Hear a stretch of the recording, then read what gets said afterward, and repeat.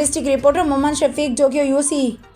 गुलमंडा के रहवासी तोड़े सियासी समाजी अगवाणन पारा यूसी गुलमंडा की बजट गुजरियल 4 महीनन का बंद थियण तोड़े बेफाम पैदाइशी रिहायशी तोड़े फोती सर्टिफिकेट जारी न थियण तोड़े तरक्याती कम न थियण खिलाफ एक एहतजाजी मुजाहिरो गुलमंडा शहर में समाजी अगवान पीर गुलाम हुसैन शाह यूसी गुलमंडा के काउंसलर शेर खान खासकली शफीक जोखियो मुनीर बिरोई कुर्बान खासकली सिखियो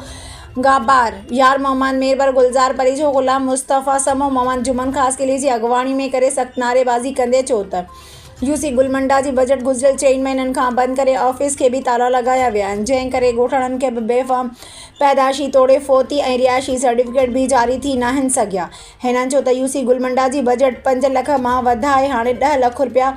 करण बावजूद इतने को भी तरक्याती कम थी न सघियो ऐं न ई कंहिं ॻोठ में हैंडपंप सोलर प्लेटूं या सिलाई मशीनूं मिली सघियूं आहिनि हिते पीअण जे पाणीअ जो पिणु वॾो बहिरान पैदा थियल आहे उन खां सिवा गुलमंडा शहर जूं गलियूं ऐं रोड ज़बून हाल बणिजण सां गॾु आसपास जे ॻोठनि ॻोठ अमन खासकली ॻोठ रमज़ान खासकली ॿियनि ॻोठनि जा रोड रस्ता ज़बून हाल बणिजण सां गॾु रोड ते देवियुनि जा वण वधी वञण जे करे हलण जे लाइक़ु न आहिनि रहिया। 4 महीननि खां बंदि लॻी पई आहे। इन नंढड़ी मौसम में ॿारनि जा जेके सर्टिफिकेट असांखे कोन पिया मिलनि फोती सर्टिफिकेट असांखे कोन पिया मिलनि ऐं हिन जी दाख़िला कोन थी थियनि दर बदरनि चाई मंगंदा आहियूं। इन जो मक़सदु इहो आहे त असांजे इलाइक़े में जेके चूंडियल नुमाइंदा आहिनि उहे हिन इलाइक़े जी परगोड़ कनि मालिकी कनि ऐं हिते जा कम कनि। तो जॾहिं असांजो चूंडियल नुमाइंदनि सां राब्तो थियो त उन्हनि जो चवणु आहे त असांजी 4 महीने खां इहा बजट बंदि आहे जंहिंजे करे काफ़ी मसइला जेके काउंसलर शेर